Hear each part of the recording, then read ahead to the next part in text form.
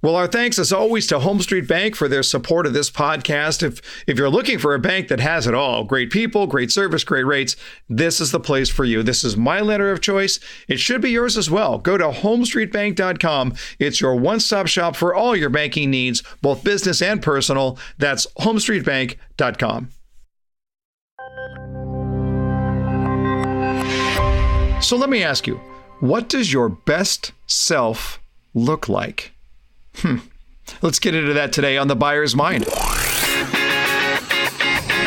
Welcome to The Buyer's Mind, where we take a closer look deep inside your customer's decision-making mechanism to reverse engineer the perfect sales presentation.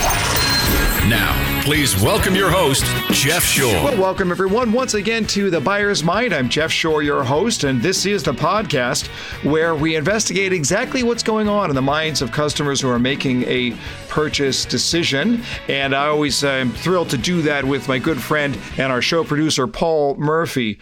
Hey, Murph, let me ask you this question. This is going to be an odd question, but when you think about yourself, what does your best self look like? My best self looks like Kevin Costner for my wife, because that's who she likes. But I don't look anything like Kevin Costner, so... No, and I've known you now for a little while, Murph. I can attest that you do not look like Kevin Costner. I do not. Yeah, I do not.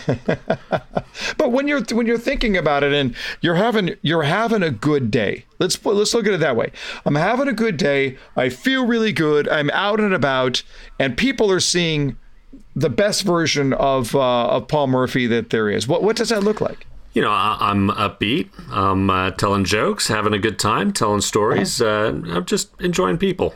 Yeah. Oh, that's a great way to put it. I like that last thing you said. I'm enjoying people. That's going to speak powerfully to where we're going to go today. I've been thinking about this concept a lot recently, the concept of best self and what does that look like? I was on my way to a presentation just last week. It was Friday and I was tired. It was actually the fourth presentation that I was giving in 4 days.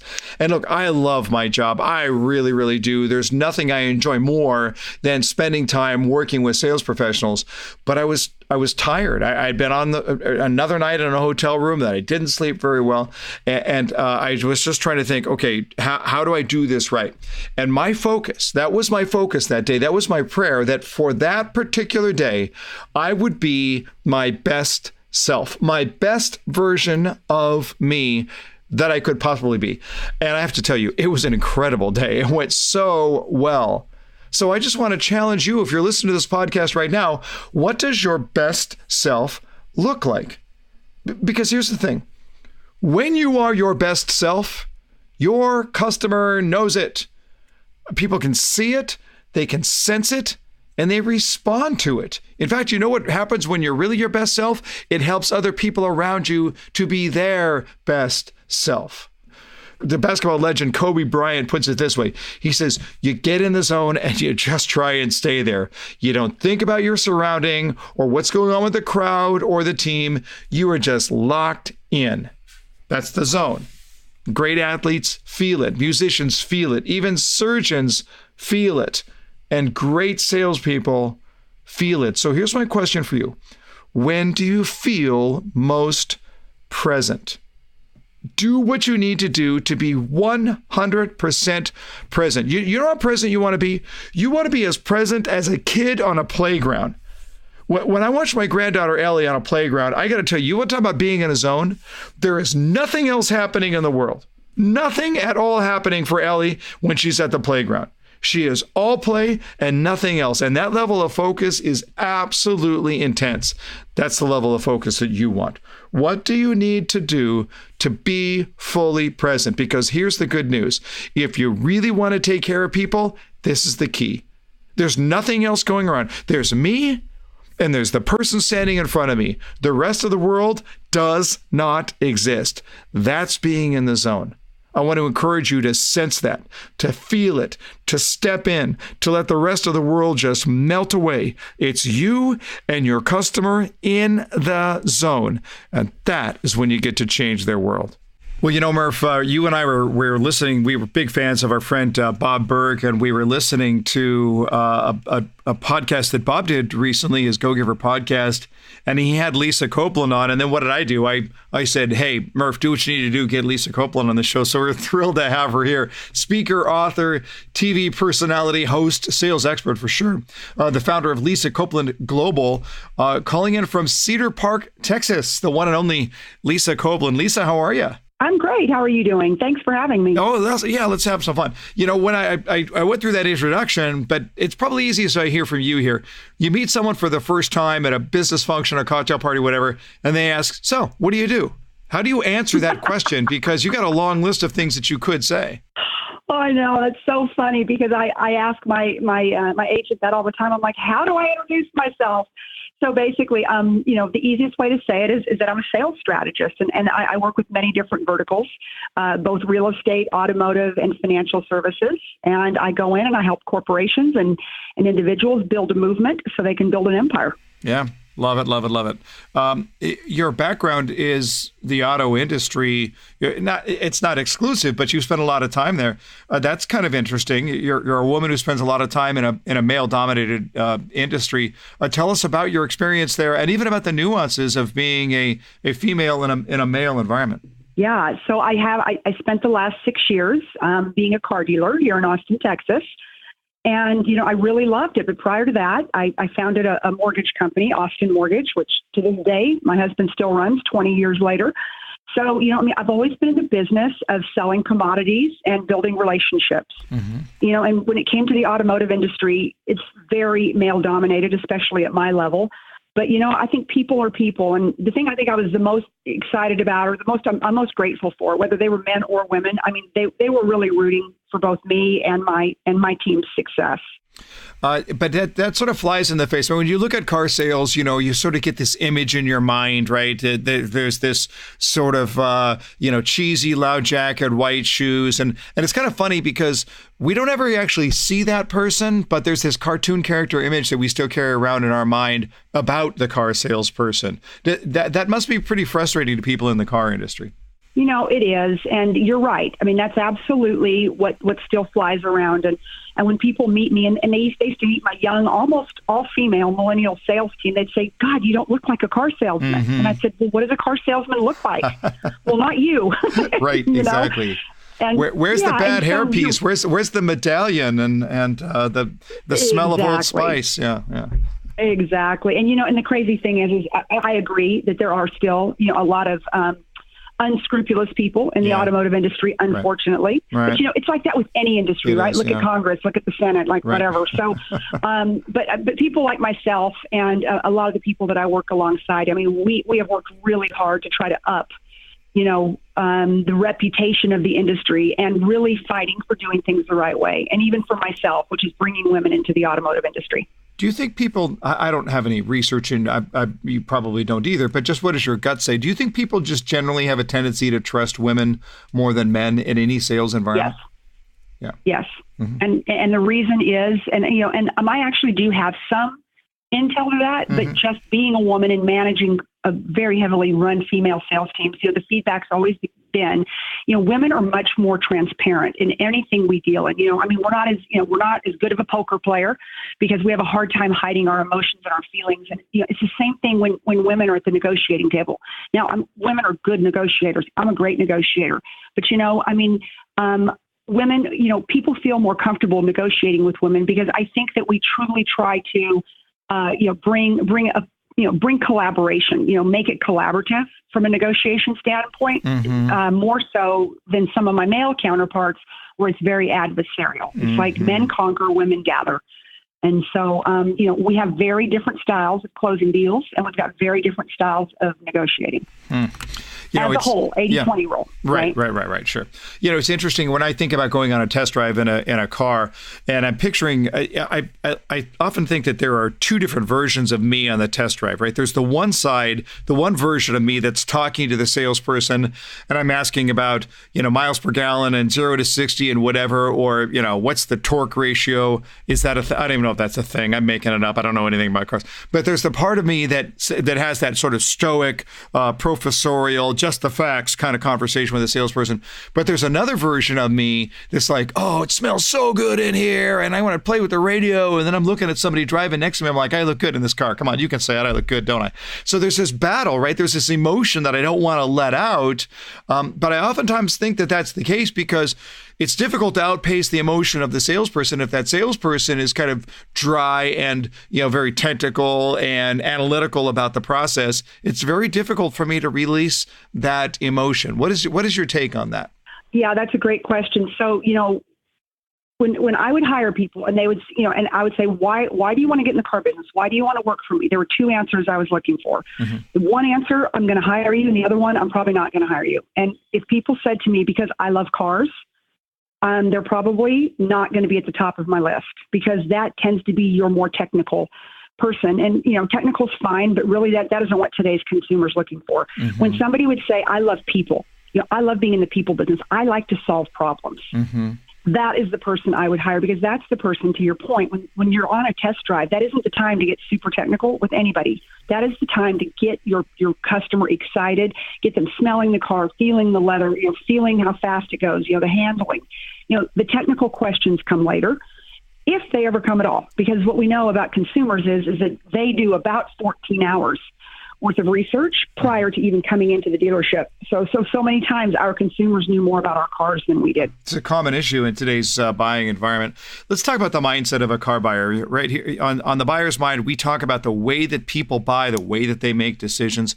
And we know that when a customer pulls into a car dealership, there's a whole lot going on in their mind. And, and part of that is the baggage that they carry. And it may not be to the baggage that they carry from even their own experiences, but just how they've seen salespeople portrayed in the media or television or movies or whatever it is. What do you think is going on in a customer's mind even before they get out of the car when they pull into a car dealership? It's fear. It's absolutely fear.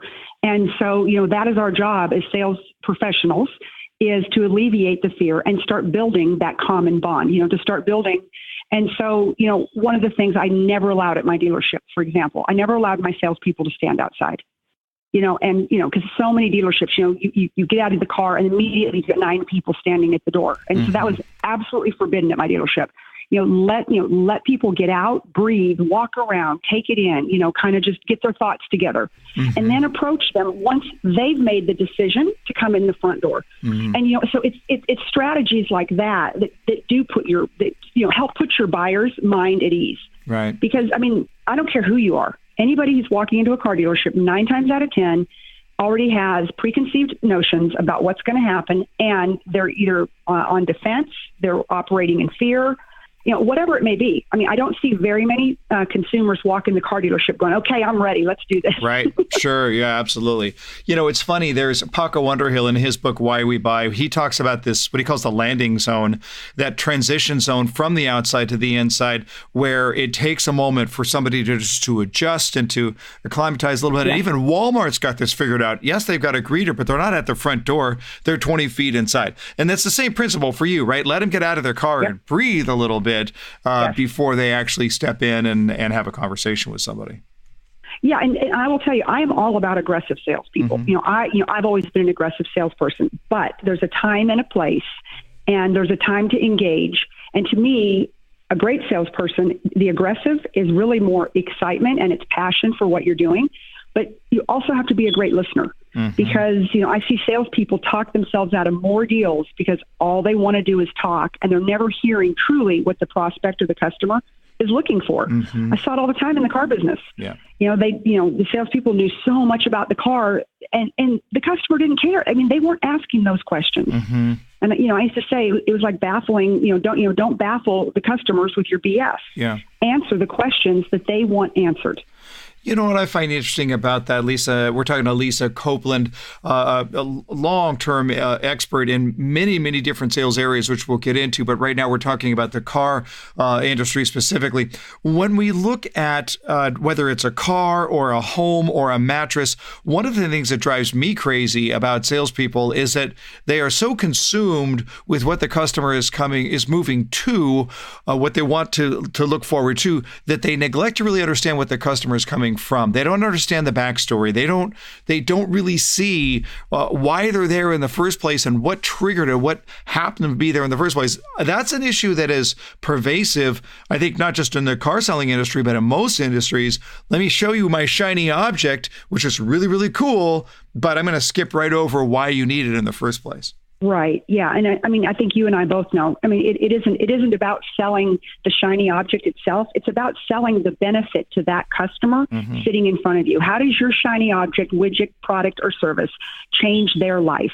How does it make their life better? Because that's all they care about at the time. Sure. Not how great it is, not how many awards you've won, and not how great you are. It's how does it change their life? You've worked with clients in different industries, different companies, different businesses. How different is selling from industry to industry? It's not at all. I think at the end of the day, I've always been in the people business. And I go back to, I founded a mortgage company here in town 20 years ago and was the CEO for 9 years. My husband still runs it. And then I decided, well, I'm going to add an insurance company and then a financial services company. And so I really became people's everything. And then when I opened a car dealership, guess what? They all came and bought cars from me. And it's because it was never about what I was selling them. It was about how I could benefit them, how what I did could change their life or make their life better. And more importantly, about how I could bring value to their families. And it's just something that I've done my whole career, and I think that if salespeople would understand, we're in the business to serve and to serve people. And then at that point, it isn't what you sell, it's what you stand for. And if you stand for something big enough, people are going to buy whatever you're selling. And, and I always stood for excellence. Did people think you were a little nuts, Lisa? Because, here you are, you've got a successful mortgage company and a branch out to the insurance company. And now you're like, yeah, I'm going to go sell cars. It's like me. I have a fairly successful training and consulting business myself. So I think I'm going to open a Victoria's Secret competitor somewhere. It just doesn't, people would say that I'm nuts. Did people say you were a little nuts?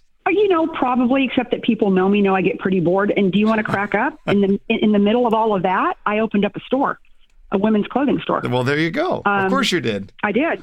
Yes. And of course, and all these businesses I didn't run, right? I owned the mortgage company I ran, the insurance company I semi-ran. I ran the car dealership. I didn't really run the store, but I was a fashion major in college and I did it because I could.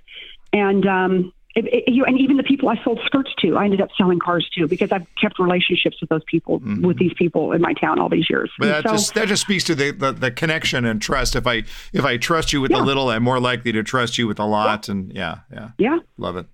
Yeah, absolutely. You're a serial entrepreneur, aren't you? I am absolute serial entrepreneur. So I wonder what's next. I can't wait to see you on Shark Tank with the coolest new version of the Scrub Daddy out there. Define what you mean by the art of the big sell. Yes. So, that has always been my big idea.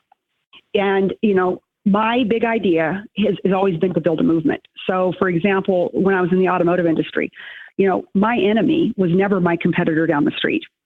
Never. I could beat them anytime, hands down.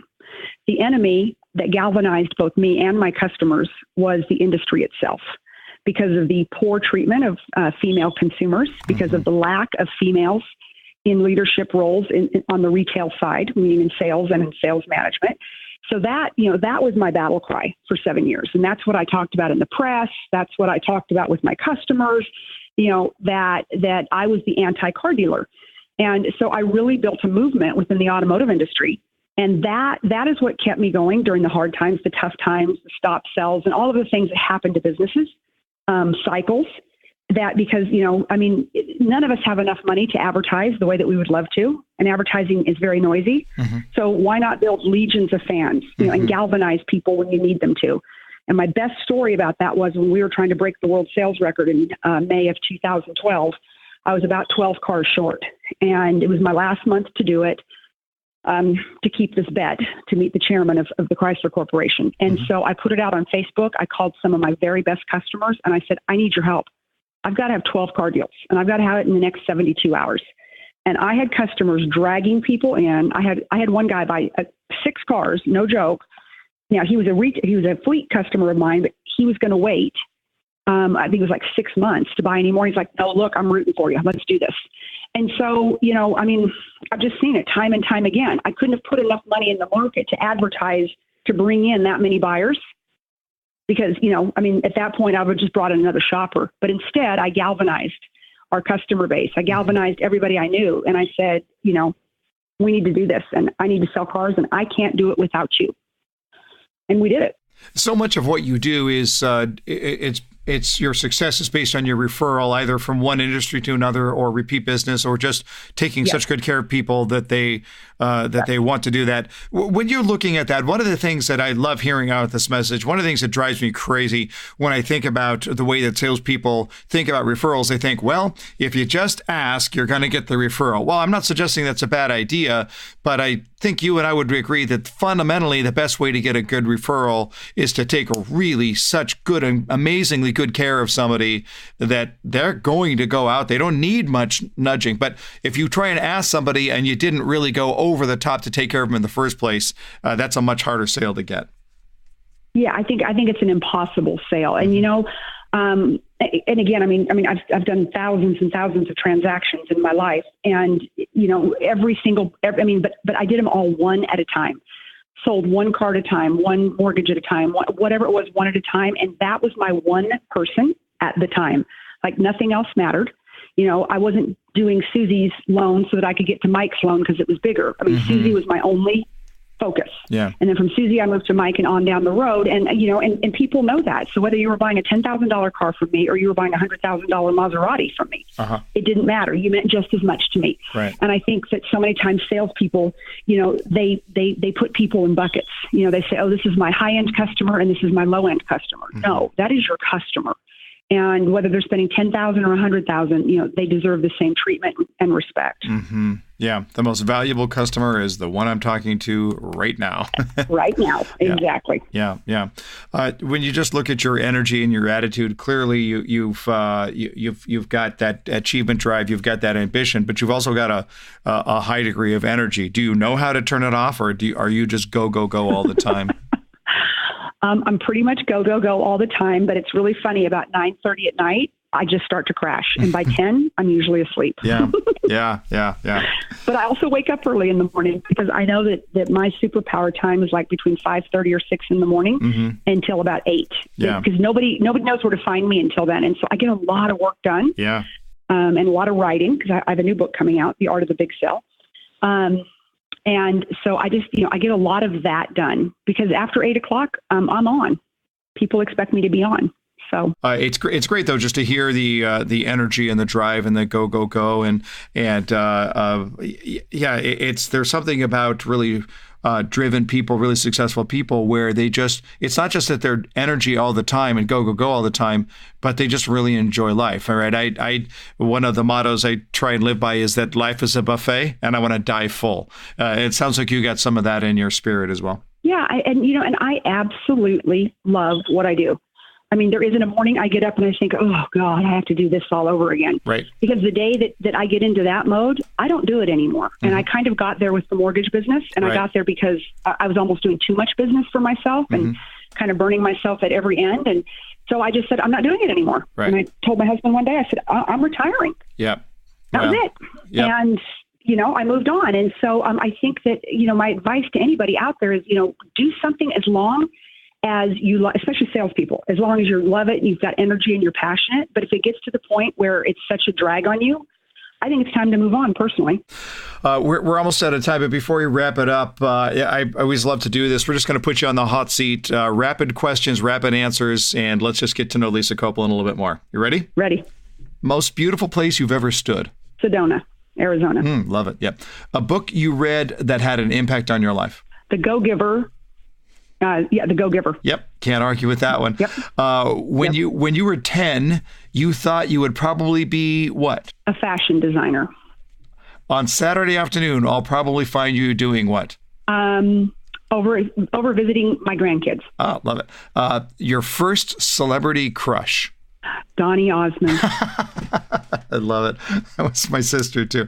A movie you've seen many times that you would gladly watch again? Steel Magnolias. Okay. And last question, just one quote that means a lot to you.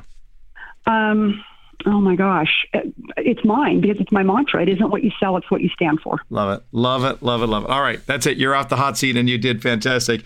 It's Lisa Copeland, everybody. You could go to lisacopeland.com, Lisa, Copeland.com. We'll put that in the show notes as well. You can follow her. You can see her amazing body of work, and you can make sure that you are informed about her new book, The Art of the Big Sell. Lisa, thank you so much for being on The Buyer's Mind. Thank you for having me.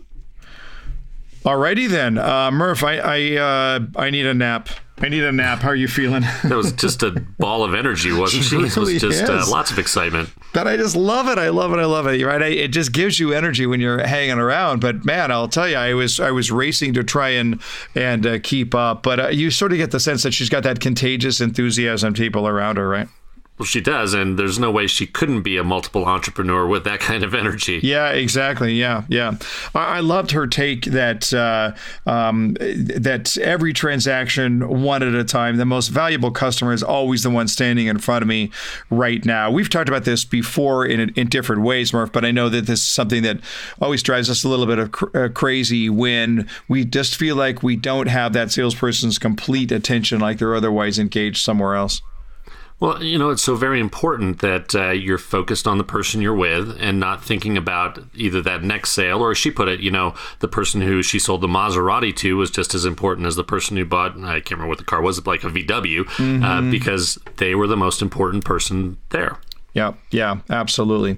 The thing that I find interesting about that idea that we take every transaction one at a time and that the most valuable customer is always the one standing in front of me right now is that when we do that, it takes us into a different place. It takes us into this really interesting zone. As sales professionals, there's no question about it. Our minds tend to wander and we're thinking about the last email or a call I have to make or an appointment that's coming up or whatever it's going to be. And when that happens, we end up mentally multitasking. Well, the problem is you don't really ever multitask. That's kind of a myth. The best that we can do is move from one task to another very quickly in our brain. But if my mind is thinking about a couple of other things at the same time, it means I'm actually completely detaching from the person standing right in front of me. Then our mind starts to wander a little bit. The customer is talking. We see a face there. We see lips moving. We believe we hear sounds, but they're not registering. And of course, at that point, we are not listening to our customer. And of course, when we're not listening, we're also not understanding. And that's a really, really dangerous place to be. So there's one thing that I want to just encourage you to do is practice, not just with your customer, but in life in general. I want to encourage you to practice full engagement. Practice full engagement with the people around you. Practice full engagement with your spouse or significant other or your kids or with your friends. Practice full engagement with the waitress who serves you dinner tonight. You want to look at it and get yourself into that mindset of how can I get so fully engaged that I'm not inclined to think about anything else. The fact of the matter is that we are trying to multitask while we're talking to somebody. It's a fairly selfish thing to do, and it's never serving our customer in the way that we can do that the best. And this is particularly important for those of you who are a little attention deficit, that you do have that tendency to think of the next shiny object. You've got to focus and you got to zone in, you got to get away from yourself and recognize that I am here for that customer. Now, let me make one other suggestion for you. If you're a sales professional, that you think about that with the next person that you talk to, the very next customer you talk to, whether that's in person or on the phone. How can you be fully engaged? No distractions. Everything is set aside. How can you make sure you are fully present? And I'll tell you what, I don't think we get that enough in our lives. I don't think we come across people who are so fully present that it's palpable, that it's noticeable. But you can do that. You can. You can be that person who is so present that it's noticeable, that everybody will, and your customers will appreciate it so much. So why not work on that today and then continue to work on it as a life skill? When you're fully connected into a customer's heart and mind, that's when you have the opportunity to change their world. Well, that does it for another episode of The Buyer's Mind. Thank you, as always, for joining us. But I have a favor. If you're enjoying The Buyer's Mind, would you please take a moment right now, just right now, go over to iTunes and click on ratings and reviews. Give the podcast a rating. Leave us a quick review. That actually helps with our placements. It's easier to find the podcast when we have a lot of reviews on there. So if you would jump over to iTunes right now, rate the show, and leave a review, it would mean the world to us. All right, thanks so much on behalf of all of us at Shore Consulting. Paul Murphy, our show producer, Jeff Shore here. Until next time, go out there and change someone's world.